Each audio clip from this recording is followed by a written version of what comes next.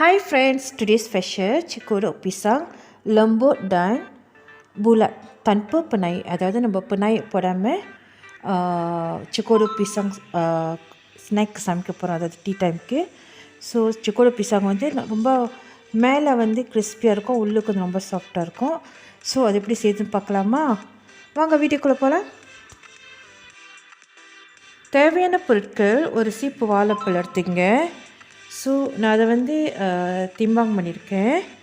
அதாவது வாழைப்பழம் 650 கிராம் எடுத்திருக்கேன். அதாவது அது வந்து நம்ம நல்லா மேஷ் பண்ணாக்கா 2.5 கப்பு வரும். சாரி, இப்போ வந்து நம்ம வந்து வாழைப்பழத்தை வந்து நான் திம்பாங் பண்ணிவிட்டு ஸோ தேவையான பழத்தை வந்து நான் எடுத்துக்கிட்டு மற்றது வந்து நான் தனியாக எடுத்துச்சுறேன். ஸோ இன்கேஸ் நம்மளோட மாவு வந்து குறைவா இருந்தோ இல்லை கூட இருந்தோ ஸோ கொஞ்சம் அட்ஜஸ்ட்மெண்ட்க்கு நம்ம அதை யூஸ் பண்ணிக்கலாம். ஸோ பேலன்ஸ் உள்ள 650 கிராம் வாழைப்பழத்தை இப்போ நான் யூஸ் பண்ண போகிறேன். சரிங்களா? ஓகே, முதல்ல என்ன செய்வோம், நம்ம வாழைப்பழத்தை வந்து தோலை எடுத்துடுவோம். நான் ஏற்கனவே வாஷ் பண்ணிட்டேன். ஸோ அதை வந்து நம்ம தோல் எடுத்துகிட்டு ஒரு பவுலில் வந்து போட்டுக்கலாம். சொக்கோடா செய்கிறதுக்கு நம்மளுக்கு நல்ல பழுத்த பழமாக தேவைப்படும். நான் வந்து பிசாங் பராங்கான் யூஸ் பண்ணுறேன். இது பிசாங் அம்மாஸ் கூட நீங்கள் பாய்க்கலாம். நல்லா பழுத்த பழமாக சூஸ் பண்ணி எடுத்துக்கோங்க. அடுத்தது நம்ம வாழைப்பழத்தை நல்லா மேஷ் பண்ணிக்குவோம். இது நல்லா பழுத்த பழமாக இருக்கிறனால தான் வந்து உங்களுக்கு ஈஸியாக இருக்கும் மேஷ் பண்ணுறதுக்கு. இதே பழுக்காத பழமாக இருந்துச்சுன்னா உங்களுக்கு வந்து ரொம்ப ஹார்டாக இருக்கும். ஸோ இந்த மாதிரி சமையலுக்கு வந்து நல்லா பழுத்த பழம் தான் நம்மளுக்கு தேவை. ஸோ நீங்கள் நல்லா மேஷ் பண்ணிகிட்டே இருக்கிறப்ப உங்களுக்கு அந்த வாழைப்பழம் நல்லா ஜூஸியாக வாட்டரியாக கிடைக்கும். உங்களுக்கு தண்ணி எதுவும் ஆட் பண்ண வேணாம் இதில். ஸோ நம்மள இந்த வாழைப்பழத்தையே நான் மாவு போட்டு பிசைகிறப்ப ஸோ அது கரெக்டாக பதமாக உங்களுக்கு அழகாக வந்துடும். ஸோ இப்போ வந்து நம்மளுக்கு வாழைப்பழம் நல்லா மேட்ச் ஆச்சு.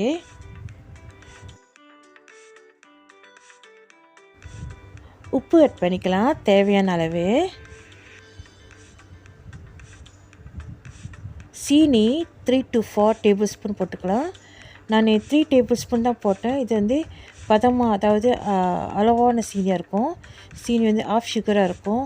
ஸோ வாழைப்பழத்தில் ஏற்கனவே இனிப்பு இருக்குது. நான் 3 கரண்டி போட்டது எனக்கு கரெக்டாக இருந்துச்சு. ஸோ நீங்கள் 4 கரண்டி கூட நீங்கள் ஆட் பண்ணிக்கலாம் எக்ஸ்ட்ரா போடுறது இருந்தாக்கா, கொஞ்சம் இனிப்பாக வேணும்னாக்கா. ஸோ திருப்பி நம்ம வந்து நல்லா மேஷ் பண்ணுவோம். மேஷ் பண்ணுறப்ப என்ன ஆகுதுனாக்கா நல்லா ஜூஸ் தண்ணியாக வருது. அடுத்தது நம்ம ஃப்ளார் ஆட் பண்ணலாம். ஆல் பர்பஸ் ஃப்ளார் 1.5 கப் நான் யூஸ் பண்ணியிருக்கேன். ஸோ 1.5 கப் வந்து கொஞ்சம் கொஞ்சமாக போடுங்களேன்.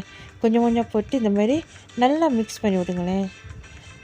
ஸோ அந்த வாழைப்பழம் ஜூஸ்லேயே வந்து ஃபுல்லாக அழகாக வந்து மிக்ஸ் ஆகும். ஸோ ஒரே போடாமல் நம்ம கொஞ்சம் கொஞ்சமாக போட்டு அதை மிக்ஸ் பண்ணணும்.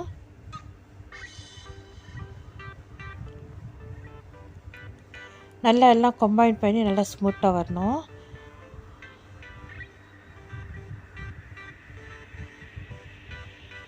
ஸோ நல்லா மிக்ஸ் ஆகிடுச்சு. இப்போதைக்கு 1/2 கப்பு போட்டுக்குவோம். ஏற்கனவே 1 கப்பு முடிஞ்சு, இப்போ இந்த 1/2 கப்பு நான் யூஸ் பண்ணியிருக்கேன். ஸோ 1.5 கப்பு மொத்தம். இதே நல்லா மிக்ஸ் பண்ணி விடுவோம்.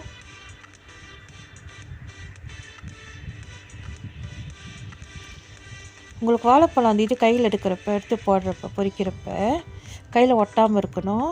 ரொம்ப வாட்டரியாக இருக்கக்கூடாது, ரொம்ப ஹார்டாக இருக்கக்கூடாது.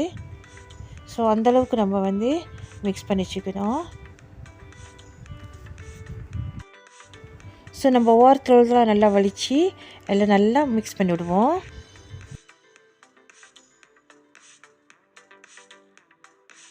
நம்மளுக்கு வாழைப்பழம் மிக்சர் ரெடி ஆயிடுச்சு. ஸோ இதை எடுத்து நம்ம ஒரு கண்டெய்னரில் பொரிச்சிக்கோம். ஒரு 1/2 hour ரெஸ்ட் பண்ணிப்போம். 1/2 hour கழித்து நீங்கள் பொரிச்சிக்கலாம். இல்லை 3 to 4 hours கூட நீங்கள் வைக்கணும் கூட வைக்கலாம். ஆனால் ஃப்ரிட்ஜில் வச்சுருங்க, வெளியே வைக்காதீங்க. இப்போ நான் ஒரு கண்டெய்னரில் ட்ரான்ஸ்ஃபர் பண்ணுறேன்.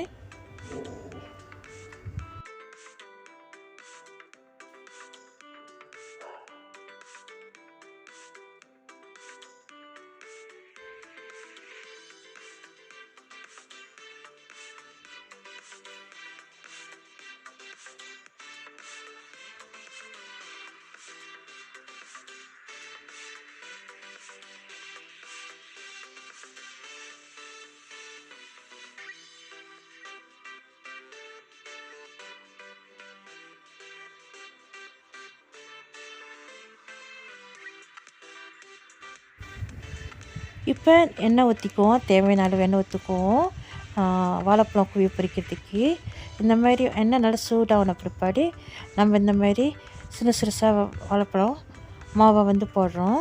ஸோ இது வந்து என்ன ஆகும்னா நல்லா பொரியணும், மேலே அப்படியே கம்பாங்க ஆகணும், நல்லா உருண்டையாக வரணும்.